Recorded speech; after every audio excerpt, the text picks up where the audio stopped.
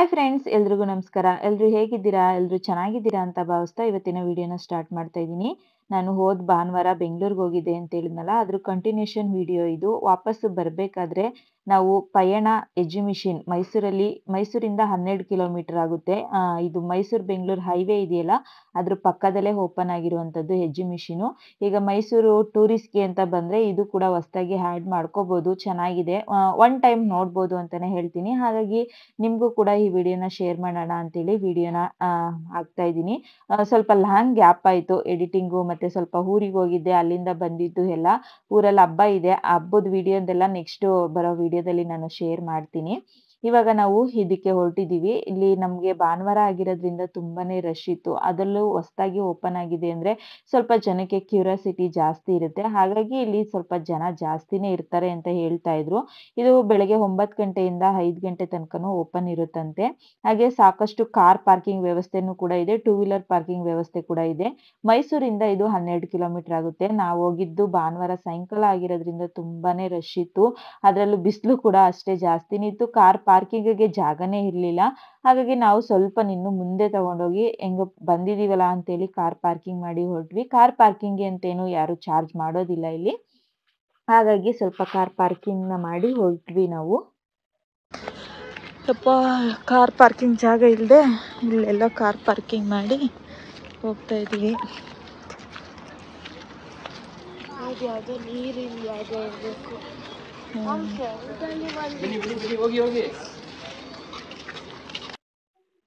ನಾವು ಎಷ್ಟೊಂದು ಸಲ ಊರಿಗೆ ಹೋಗ್ಬೇಕಾದ್ರೆ ಇದೇ ರೋಡಲ್ಲಿ ಹೋಗ್ಬೇಕಾದ್ರೆ ಇದು ಟೈರ್ ಥರ ಮಾಡ್ತಿರೋದನ್ನ ನೋಡಿ ಯಾವುದೋ ಟೈರ್ ಮ್ಯಾನುಫ್ಯಾಕ್ಚರಿಂಗ್ ಮಾಡೋ ಕಂಪ್ನಿ ಓಪನ್ ಆಗಿದೆ ಅಂತ ಅನ್ಕೊಂಡಿದ್ವಿ. ನಿಮಗೂ ಕೂಡ ಇದೇ ಥರ ಅನಿಸಿತ್ತಾ? ಮೈಸೂರು ಬೆಂಗಳೂರು ಹೈವೇಲಿ ಓಡಾಡಬೇಕಾದ್ರೆ ಇದನ್ನ ನೋಡಿ ಅನ್ನೋದನ್ನ ಕಮೆಂಟ್ ಬಾಕ್ಸಲ್ಲಿ ಕಮೆಂಟ್ ಮಾಡಿ. ಹಾಗಾಗಿ ಹೊರಟಿದ್ದೀವಿ. ಇಲ್ಲಿ ನಿಂತ್ಕೊಂಡು ಫೋಟೋ ತೆಕ್ಕೊಳ್ಳೋಕ್ಕೆ ಅಂತೂ ಆಗ್ತಾನೆ ಇರಲಿಲ್ಲ. ನಾವು ಸೂರ್ಯನ ಕಡೆ ಮುಖ ಮಾಡಿ ನಿಂತ್ಕೋಬೇಕಿತ್ತು. ಕಣ್ಣನ್ನು ಮುಚ್ಕೊಂಡು ಫೋಟೋ ತೆಗಿಯಕ್ಕೆ ಆಗ್ತಿರ್ಲಿಲ್ಲ. ಇದು ಎಂಟ್ರಿ ಅಷ್ಟೇ, ಎಕ್ಸಿಟ್ ಕೆಳಗಡೆ ಇರೋದ್ರಿಂದ. ಹಾಗೂ ಸುಮಾರು ಜನ ಅಲ್ಲೇ ನಿಂತ್ಕೊಂಡು ಫೋಟೋ ತೆಕ್ಕೊಳ್ತಾ ಇದ್ರು. ನೋಡಿ, ನಿಮಗೆ ಮೇಲ್ಗಡೆಯಿಂದ ವ್ಯೂನ ತೋರಿಸ್ತಿದ್ದೀನಿ. ಇಷ್ಟು ಹೈಟಲ್ಲಿ ಇದೆ ಇದು. ಇದು ಬಂದು ಒಂದು 2 ಫ್ಲೋರ್ ಇದೆ. ನಾವು ಡೈರೆಕ್ಟ್ ಆಗಿ ಸೆಕೆಂಡ್ ಫ್ಲೋರ್ಗೆ ಹೋಗುವಂಥದ್ದು, ಆಮೇಲೆ ನಾವು ಕೆಳಗಡೆಗೆ ಬರುವಂಥದ್ದು. ಹಾಗೆ ತುಂಬಾ ಚೆನ್ನಾಗಿದೆ ಅಂತಾನೆ ಹೇಳ್ಬೋದು. ಇಲ್ಲಿ ಎಂಟ್ರಿ ಟಿಕೆಟ್ ಕೂಡ ತಗೊಬೇಕು. ಟಿಕೆಟ್ ಕೌಂಟರ್ 2 ಇದೆ. 2ರಲ್ಲೂ ಟಿಕೆಟ್ ಕೊಡ್ತಾ ಇರ್ತಾರೆ. ಒಬ್ರಿಗೆ 50 ರೂಪಾಯಿನ ಚಾರ್ಜ್ ಮಾಡ್ತಾರೆ. 10 ವರ್ಷದ ಒಳಗಿನ ಮಕ್ಕಳಿಗೆ ಫ್ರೀ ಅಂತ ಹೇಳ್ತಾ ಇದ್ರು. ನಾವು ಶ್ರಾವಣಿಗೆ 10 ಕಂಪ್ಲೀಟ್ ಆಗಿ 11 ನಡೀತಿರೋದ್ರಿಂದ ಅವಳಿಗೆ ನಾವು ಕೂಡ ಟಿಕೆಟ್ ತಗೊಂಡ್ವಿ. ಟಿಕೆಟ್‌ನ ತಗೊಂಡು ನಾವು ಸ್ವಲ್ಪ ಮುಂದೆ ಬಂದರೆ ಅಲ್ಲಿ ಫಸ್ಟು ಸಿಗುವಂಥದ್ದೇ ಕಾರು ವೀರೇಂದ್ರ ಹೆಗ್ಗಡೆ ಅವ್ರ ಕಾರು. ವೀರೇಂದ್ರ ಹೆಗ್ಗಡೆ ಅವರು ಧರ್ಮಸ್ಥಳದ ವೀರೇಂದ್ರ ಹೆಗ್ಗಡೆ ಅವರು ಯೂಸ್ ಮಾಡ್ತಿದ್ದಂತಹ ಕಾರು. ಅದು ಅವರು ಕಾಲೇಜು ಟೈಮಲ್ಲಿ ಯೂಸ್ ಮಾಡ್ತಿದ್ದಂಥದ್ದು. ಹಾಗೆ ಅದರಲ್ಲಿ ಬರೆದಿದೆ ಯಾರು ಯಾವಾಗ ಯೂಸ್ ಮಾಡ್ತಿದ್ರು ಅಂತೇಳಿ ಎಲ್ಲ ಇನ್ಫಾರ್ಮೇಷನ್ನು ಕೂಡ ಅಲ್ಲಲ್ಲೇ ಬೋರ್ಡಲ್ಲಿ ಹಾಕಿದ್ರು.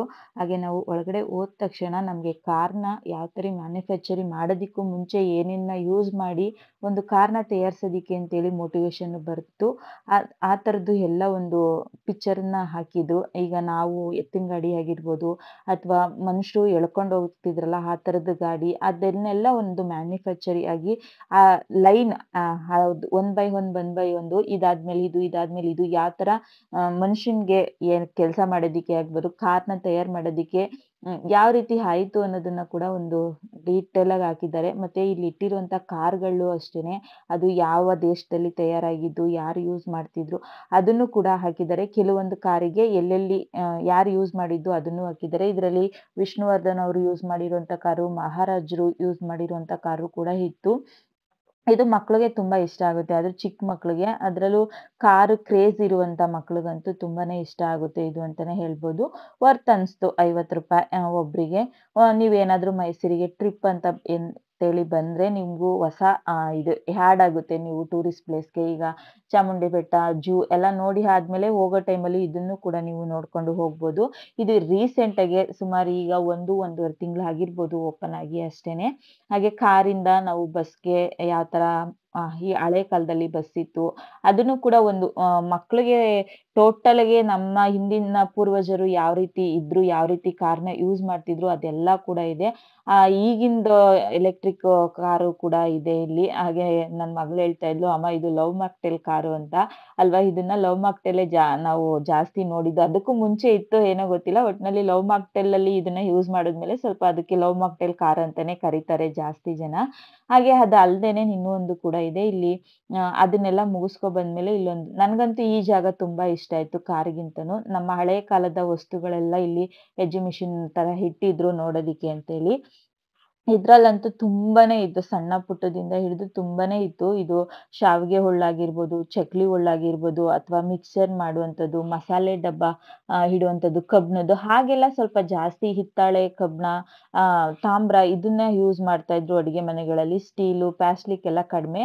ಅದನ್ನೆಲ್ಲ ಇಲ್ಲಿ ಸ್ಟೋರ್ ಮಾಡಿ ಇಟ್ಟಿದ್ದಾರೆ. ತುಂಬಾನೇ ಚೆನ್ನಾಗಿತ್ತು. ಇಲ್ಲಿ ನೋಡಿ ಈ ಕಡೆ ಕುಡ್ಗೋಲು, ಸೌಟು, ಕಬ್ಬಿಣದ ಸೌಟು ಮತ್ತೆ ಹ್ಮ್, ಕ ಕೊಡ್ಲಿ, ಮಚ್ಚು ಈ ತರದ್ದೆಲ್ಲ ತುಂಬಾ ಇತ್ತು. ಹಾಗೆ ಟೀ ತಗೊಂಡ್ ಹೋಗುವಂತ ಕ್ಯಾಟಲ್ಲು, ಕಾಯಿ ತುರಿಯೋ ಮಣೆನೂ ಕೂಡ ಅಷ್ಟೇ ಎಷ್ಟು ಚೆನ್ನಾಗಿದೆ ಅಂದ್ರೆ ಕಬ್ಬಿಣದ್ದು. ಅಲ್ಲಿ ಏನೋ ಒಂಥರ ನವಿಲ್ ತರ ಡಿಸೈನ್ ಮಾಡಿ ಇಟ್ಟಿದ್ರು. ಇದೆಲ್ಲ ಮಸಾಲೆಗಳನ್ನ ಇಡುವಂಥದ್ದು ಅಥವಾ ಕಾಳು ಕಡ್ಡಿ ಹಾಕಿ ಇಡುವಂಥದ್ದು. ಇದು ಮಜ್ಜಿಗೆ ಸಿಲ್ಬದು. ನಮ್ ಕಡೆ ಬಂದು ಇದನ್ನ ಮಂತ್ ಅಂತ ಹೇಳ್ತಾರೆ. ಮಜ್ಜಿಗೆ ಸಿಲ್ಬ ಮಂತು ಅಂತ ಹೇಳ್ತಾರೆ. ನಿಮ್ ಕಡೆ ಏನ್ ಹೇಳ್ತಾರೆ ಅಂತ ಹೇಳಿ.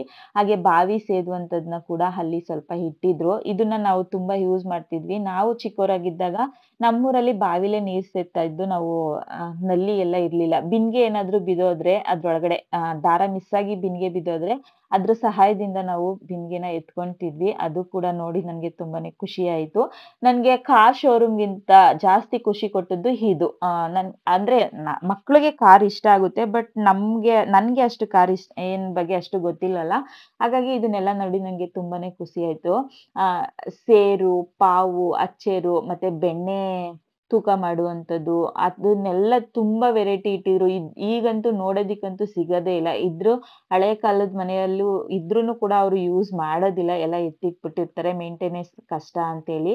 ಹಾಗಾಗಿ ಇಲ್ಲಿ ಬಂದು ತೋರ್ಸಿದ್ರೆ ಮಕ್ಳಿಗೆ ತುಂಬಾನೇ ಖುಷಿ ಆಗ್ತಾರೆ ಅಂತ ಅನ್ಸುತ್ತೆ. ಇದು ಬಳಪದ ಕಲ್ಲು ಪಾತ್ರೆ ಅಂತೆ ಅದು. ಸಾಂಬಾರೆಲ್ಲ ಮಾಡೋದಿಕ್ಕೆ ಕುಡ್ಕೆ ಮತ್ತೆ ಎಲ್ಲ ಸುಮಾರು ಐಟಮ್ಸು ಹಳೇದ್ರಿಂದ ಹಳೇದು ಹೊಸಾದ್ ಯಾವ್ದು ಇಟ್ಟಿರ್ಲಿಲ್ಲ ಇಲ್ಲಿ. ಇಲ್ಲೆಲ್ಲಾ ಹಳೇದನ್ನೇ ಇಟ್ಟಿದ್ರು. ಒಂದ್ಸಲ ನೀವು ಕೂಡ ವಿಸಿಟ್ ಮಾಡಿ ಅಂತಾನೆ ಹೇಳ್ತೀನಿ. ನೋಡಿ ಇದು ಪಡ್ಡು ಕಲ್ಲಂತೆ. ಪಡ್ಡು ಒಂದೇ ಶೇಪ್ ಇಲ್ಲ. ಬೇರೆ ಬೇರೆ ಶೇಪ್ ಇದೆ. ಇದು ಡಿಸೈನ್ ಏನಾದ್ರು ಅಚ್ಚು ಮಾಡುವಂಥದ್ದು, ಸಕ್ಕರೆ ಅಚ್ಚು ಅದಕ್ಕೆ ಯೂಸ್ ಮಾಡ್ತಾರೆ ಅಂತ ನಾನ್ ಅನ್ಕೊಂಡಿದೀನಿ. ಹಾಗೆ ಮುಂದೆ ಬರ್ತಾ ಆಗಿನ ಕಾಲದಲ್ಲಿ ಫೋಟೋ ಶೂಟ್ ಯಾವ ರೀತಿ ಮಾಡ್ತಿದ್ರು ಅನ್ನೋದು ಇದ್ರಲ್ಲಿ ಗೊತ್ತಾಗುತ್ತೆ. ಹಾಗೆ ಫಿಲ್ಮ್ ಕೂಡ ತೆಗೆಯುವಂತ ಕ್ಯಾಮ್ರಾ ಕೂಡ ಇತ್ತು. ಇದು ಟೈಪಿಂಗ್ ಮಿಷಿನು. ಈಗೂ ಕೂಡ ಕೆಲವು ಕಡೆ ಟೈಪಿಂಗ್ ಮಿಷಿನ್‌ನ ಯೂಸ್ ಮಾಡ್ತಾರೆ. ನಾವು 8th, 9th ಎಲ್ಲ ಓದ್ಬೇಕಾದ್ರೆ ಟೈಪಿಂಗ್ ಮಿಷಿನ್‌ನ ನೋಡಿದೀವಿ. ಅಂದ್ರೆ ಯೂಸ್ ಮಾಡಿಲ್ಲ, ನೋಡಿದೀವಿ ಅಷ್ಟೇನೆ. ಆ ಹಾಗೆ ಮುಂದೆ ಬರ್ತಾ ಇದು ಕರೆನ್ಸಿ ಅಂತೆ. ಆಗಿನ ಕಾಲದ ಕರೆನ್ಸಿಯಿಂದ ಈಗಿನ ಕಾಲದ ಕರೆನ್ಸಿವರ್ಗೂನು ಕೂಡ ಇದೆ. ನಾವು ಚಿಕ್ಕ ವಯಸ್ಸಲ್ಲಿದ್ದಾಗ ₹20ಗೂ ಈಗಿರೋ ₹20ಗೂನು ಡಿಫರೆನ್ಸ್ ಇದೆಯಲ್ಲ, ಅದನ್ನೆಲ್ಲ ಕೂಡ ಇಟ್ಟಿದ್ರು. ಹಾಗೆ ಇದು ಸ್ಟಾಂಪ್ ಪೇಪರ್. ನಾವೇನಾದ್ರೂ ಪತ್ರಗಳನ್ನ ಬರೆದ್ರೆ ಇದನ್ನ ಅಂಟಿಸಿ ಕಳಿಸ್ಬೇಕಿತ್ತು. ಈಗೆಲ್ಲ ಫಾಸ್ಟ್ ಕೊರಿಯರ್ ಇರೋದ್ರಿಂದ ಕೊರಿಯರ್ ಮಾಡಿದ್ರೆ ಸಾಕು. ಯಾವ ಸ್ಟಾಂಪ್ ಪೇಪರು ಬೇಡ, ಏನು ಬೇಡ. 2 ದಿನ ಅಥವಾ 1 ದಿನದಲ್ಲೇ ಡೆಲಿವರಿ ಹೋಗ್ಬಿಡುತ್ತೆ. ಹಾಗೆ ಹಳೆ ಕಾಲದಲ್ಲಿ ಫಿಲಂ ತೆಗಿಯೋದಿಕ್ಕೆ ಅಂತೇಳಿ ಲ್ಯಾಂಪ್ ಆಗಿರ್ಬೋದು, ಆ ಥರದ್ದೆಲ್ಲ ಸುಮಾರು ವಸ್ತುಗಳನ್ನ ಇಟ್ಟಿದ್ರು. ನೋಡೋದಿಕ್ಕೂ ತುಂಬಾ ಖುಷಿ ಆಗುತ್ತೆ. ಅದ್ರಲ್ಲೂ ಈಗಿನ ಕಾಲದ ಮಕ್ಕಳನ್ನ ಕರ್ಕೊಂಡೋದ್ರೆ ಅದೇನು, ಅದೇನು ಅಂತ ಕೇಳುವಷ್ಟು ಕ್ಯೂರಿಯಾಸಿಟಿ ಅವರಲ್ಲಿ ಬರುತ್ತೆ ಅಂತಾನೆ ಹೇಳ್ಬೋದು.